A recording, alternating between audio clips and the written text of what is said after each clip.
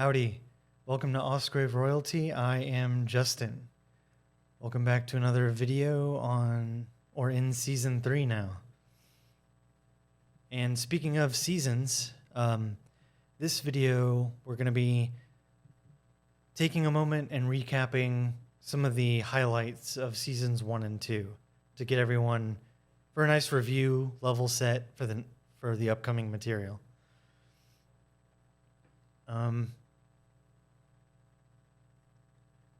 Let's get right into it. So let's talk about season 1.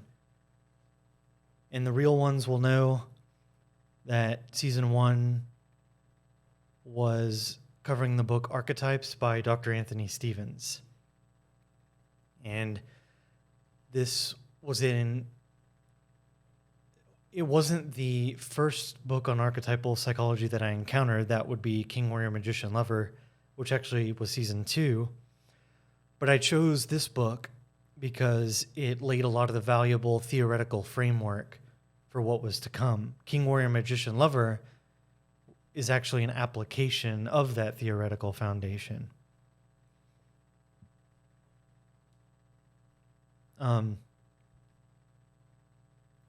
So in season 1, we talked about what an archetype actually is. Psychobiological and evolved structures at birth in all of us. We brought I'm reading my notes very poorly here.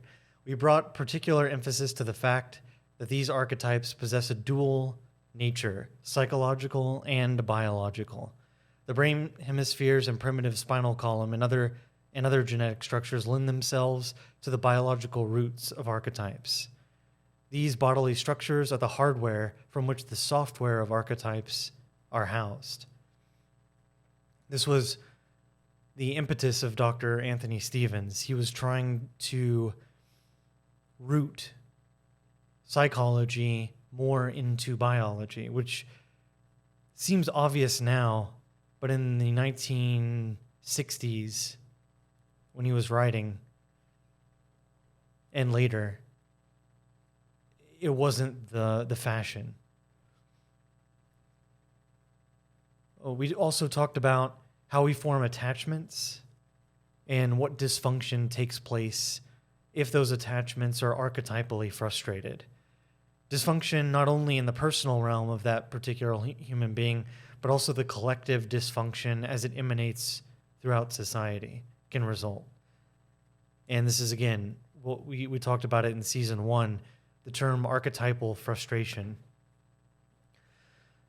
Certain mothers or certain fathers are irrelevant. What is relevant for proper development, according to this archetypal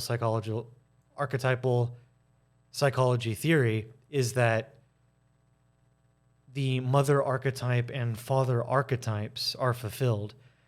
And this is articulated really well by Dr. Anthony Stevens, given his work at the Matera Baby Center, which housed an army of nurses, one nurse for each infant, I believe. And the infants were either abandoned or orphaned. Sorry if that's redundant. But anyway, basically children in need. And these nurses were assigned an infant to care for. But what Dr. Anthony Stevens found was that often infants would bond to nurses that were not their assigned nurse. Sometimes they would even bond to nurses that hardly even interacted with them. Back then, behaviorism was the prevalent academic psychological paradigm. And a facet of that was through operant conditioning, meaning a series of rewards and punishments.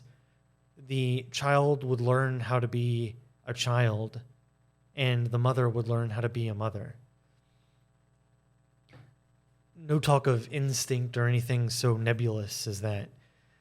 I love that Dr. Anthony Stevens made the comment that he's like, and this is when he was writing, in the 60s, 70s, and so on. He's like, it's so strange. My contemporaries have no qualms about saying that horses have instinct, or whales have instinct, or animals, whatever, have instinct. But whenever we say the human instinct, they get very defensive and, bring up behaviorism again, that there is tabula rasa, that we are born as blank slates, and that everything we do is learned through rewards and punishment, and that's it, but not anything else. So this is where Dr. Anthony Stevens is coming from, and what attracted him to subjective experience. And this was his progression from learning about ethology. So ethology brought in the instinctual stuff, how there's sort of a more complex network of instinct that actually drives the infant caregiver connection. But even that wasn't sufficient for Dr. Anthony Stevens. He wanted to know about the nature of that experience, which is what inevitably led him to Carl Jung in the theory of archetypes. So,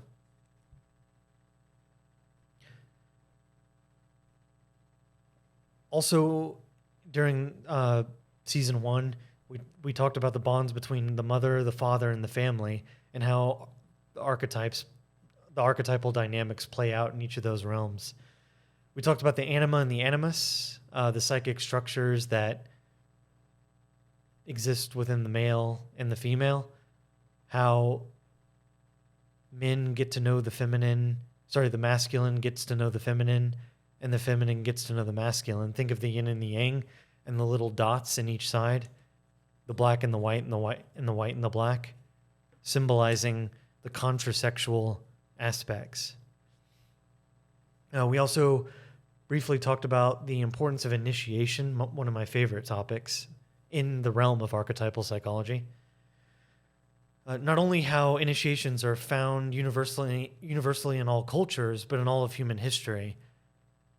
Not only how initiation serves as the primary male catalyst to archetypal development, but also how the ritual of initiation itself is a genetically evolved archetype.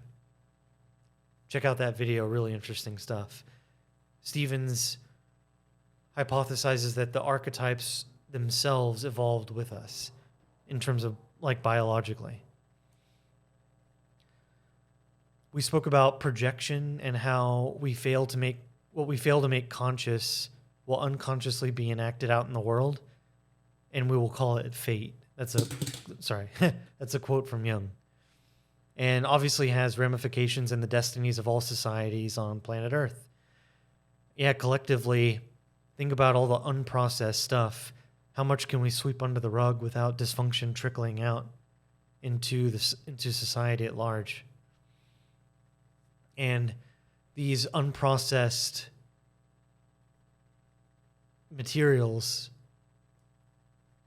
live in what's called the shadow, and there can be a personal shadow and a collective shadow of societies. We haven't spoken much about the collective shadow, more so the personal, but yeah. So Dr. Anthony Stevens, the shadow is notorious for being very slippery, to say the least. It's what we have trouble identifying about ourselves, and Dr. Stevens came up with this game, or relates a game you can play to uncover some of your shadow, called Who is the Person I Hate the Most?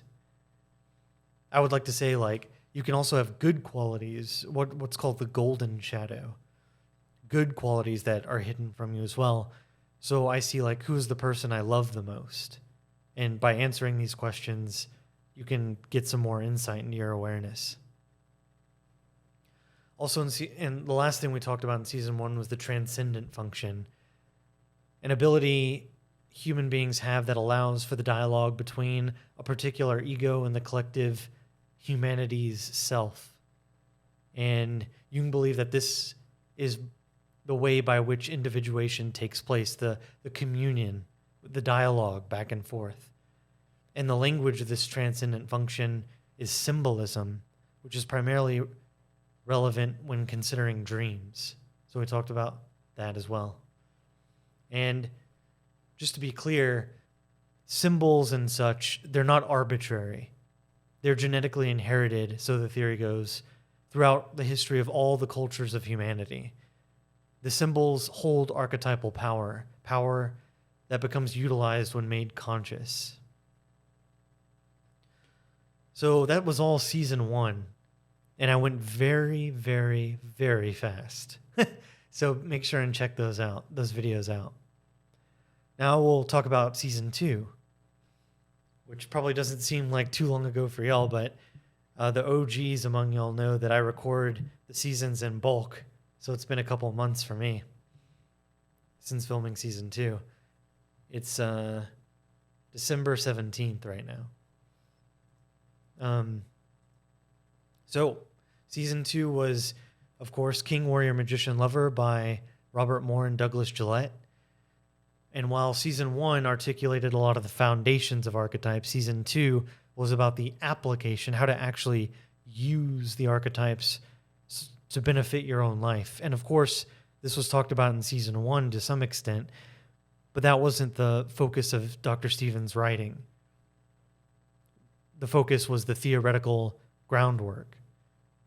However, the focus for Moore and Gillette in season 2 with King, Warrior, Magician, Lover is the application. So,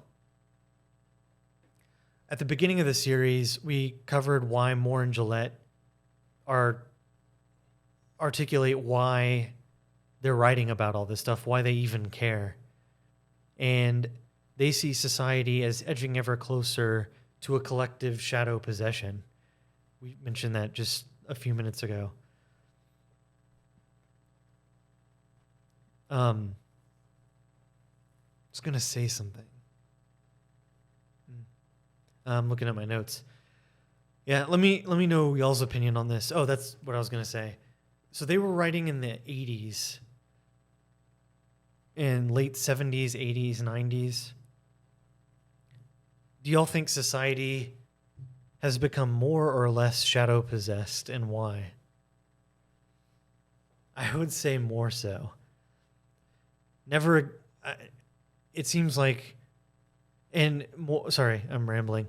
Moore and Gillette, they articulated that it's primarily the shadow of the magician, the shadow magician, the academic, the knowledge is power kind of overarching mandate is what's kind of possessing society. We have so much information and we don't know what to do with it. Information has outpaced everything. And not only that, there's like,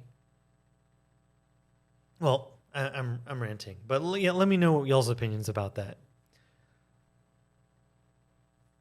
So let's see. And yeah, Dr. Anthony Stevens, he's in the same vein that about this collective shadow possession. He warns of that, and he was writing 40 years ago. If my math is right, 50 years ago. So, or 60 years ago. Doing math and reading notes and filming too. I can do one of those maybe. So, I'm looking at my notes again. Related to these outcomes are what Moore and Gillette call boy psychology. Boy psychology. These are the precursors to the mature masculine archetypes, and tragically, many get stuck in this developmental stage. And they cite this as a contributing factor to what we just talked about in terms of distortions in society. Make sure and check those videos out. Basically, there are things like the Oedipal child, the divine child. These are archetypes that Moore and Gillette articulate that are immature, not bad, but just underdeveloped. And if they're not developed properly, they'll never mature into the mature masculine archetype, that being King, Warrior, Magician, Lover. And the stunted growth goes back to what we were talking about with archetypal frustration. There's going to be more shadow possession, more things that are unconscious. The more unconscious you are, the more of a burden to everyone around you you are, and the smaller your world is. After that, we went into detail about the 4 masculine archetypes: king, warrior, magician, lover. We talked about how they manifest in their fullness, as well as how they're manifested when they're possessed by their positive and negative shadow inflations. So I'll go over those very, very quickly. The king, the primary masculine archetype, is the creator and orderer. He creates laws, orders surroundings, procreates the next generation, and his enemy is chaos. When possessed, he can either become a tyrant. These are his shadow possessions. A tyrant, which is an overinflation, where you don't know where your boundaries end, aka a narcissist, basically. Paranoid and cruel, or a weakling, impotent and passive, and that's the deflation of the king. Next is the warrior, the archetype of action, the doer. The warrior is about the mission. He serves the king, or what Moore and Gillette call the transcendent other, a vision, an ideal. Think of the samurai. They served a lord. They completely projected and outsourced their king to their lord. And it's not a coincidence that king and lord are the terms being used here. So the samurai was all about the mission, serving the Lord. Lord, what are you asking? I will do it. You want me to commit seppuku? I will do that. They are the ultimate warriors, and that's not a compliment. This is a little bit of a tangent, but I do want to mention it. Whenever you're outsourcing, aka projecting an archetype onto somebody else, it is very unhealthy. And the more a society does that, the more dysfunctional it will be. And think of the fascination, and this is a point Moore and Gillette made, even back when they were writing, the fascination with like the British royal family. Why is everyone so fascinated with them? We project like, oh, they're royal. Probably not so much anymore, given the hairy stuff. Meghan Markle and all that. Ironically, she has a show, Archetypes. Cringe. I can't believe the coincidence. Anyway, ranting here. But anyway, anytime like, oh, they're the boss, outsourcing your boss, or, outsourcing your king to your parents or whoever it is, you need to internalize that and awaken your own inner king, as corny as that sounds. But you need to be your own decision maker, basically. Critical thought for yourself. Developing your own boundaries. That's what the king is for. The warrior is for enforcing what the king, his mandate is. If the king says these are the boundaries, he needs to make sure and deliver the mission to the warrior saying, defend my boundaries. If anyone is taking advantage of them or boundary breaching, call it out and push back because I care about the kingdom, right? That's what the warrior's for. When possessed by the shadow, they can become the sadist or the masochist. And go check that video out as well. I'll keep saying that. You should check all of them out. Then we have the magician, the archetype of potential. While the king concerns himself with his imminent domain, the magician's jurisdiction lies in what doesn't exist, the potentially possible. The magician continues the vital traditions of the tribe by ritual initiation. He develops and maintains technology, and he creates solutions. When possessed, he can become an innocent, playing dumb and being manipulative, or a trickster, consciously indulging in creating chaos around him. And in society, someone possessed by the magician could be like what we call the academic, the ivory tower academic, someone who learns a lot but is not practical, missing the forest for the trees, basically, and being of no help to anyone. That's sort of playing dumb for manipulative purposes, in an oxymoronic way. So let's talk about the lover. The lover is the archetype that has the zest for life. The lover is what Moore and Gillette call an outlaw, while the other archetypes seek to shape the world around them. The lover wants to expand into the world wherever it can. The lover makes the world bright, makes things worth doing, fills us with excitement at all the new possibilities we might experience. When possessed, the lover can either be an addict, like the Don Juan, the James Bond, who's ready for the next adventure as soon as the previous adventure's excitement is worn off, never satisfied, or the impotent, the man whose world is gray, lifeless, and dull. When an archetype is present in its fullness, is not present in its fullness, it is being possessed in some way. There is no middle ground.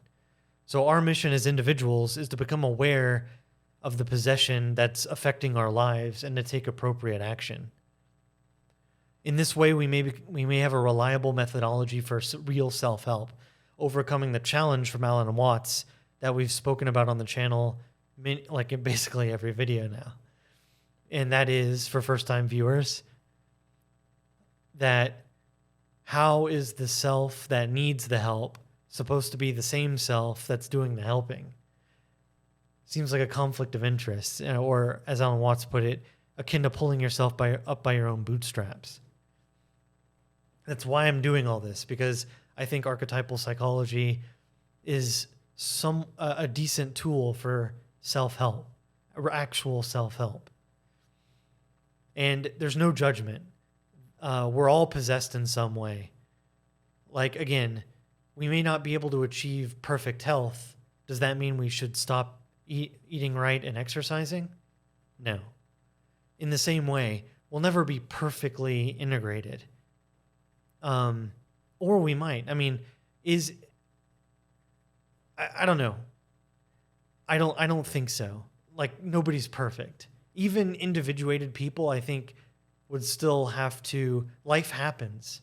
Life continues. So with new information comes new opportunities for growth and for new opportunities for shadow possession to slip in. So individuation has got to be a habit then. Let me know what y'all think about that. But after discussing the major masculine archetypes, we talked about many of the fundamental dynamics involved in the psyche when it comes to the archetypes. If y'all haven't checked, definitely check out that video. Just it's like a lot of the fundamentals that'll give a lot of context to how archetypes operate. So just some rules and regs, as Chet Hanks would say. We had another video on how the archetypes relate to our bodies and brain structure. I say again because we spoke about that also in season 1. So season 1 and season 2, we had videos about the biological tie-ins.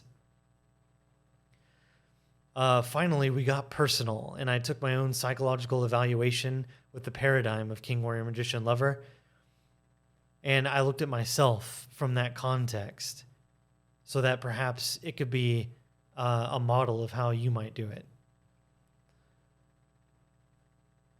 And that's where basically we're at thus far. I want to go over a bit. I'll have another video, next video, I think. Yeah, next video, about the different approach, the different